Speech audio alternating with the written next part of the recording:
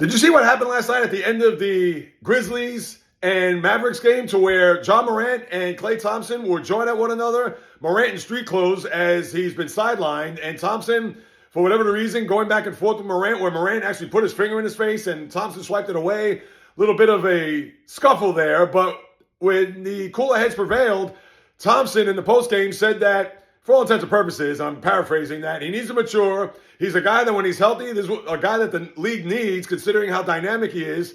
But since he's fallen on hard times, whether all the self-inflicted stuff off the court, guns and live streams, and the way he's handled himself, on top of him going back and forth with his head coach earlier this year where he got suspended, and him not staying healthy, obviously Thompson came back in the right way where it hurts because Morant, let's face it, those first few years coming out of Murray State, he looked like he was going to be one of the top 10 players in the league. And since then, he has fallen on hard times. And I've said this before on the podcast. Hopefully he gets his act straight. And who knows what was said there, even though Thompson had said that it was just more about him in his days at Golden State, how he wasn't even the best shooter on his team. And maybe there were some other things that were said about Klay Thompson's girlfriend, if you do the math.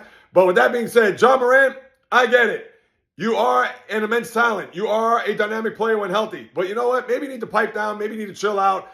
I understand people say, well, who you to say that, Jay Reels? But again, what has John Morant done in the league over the last few years for him to even jaw at someone like Klay Thompson, where he's won 4 titles, where he's one of the great shooters of all time, and really, he's going to go out like that? John Morant, come on. Get your act together, son.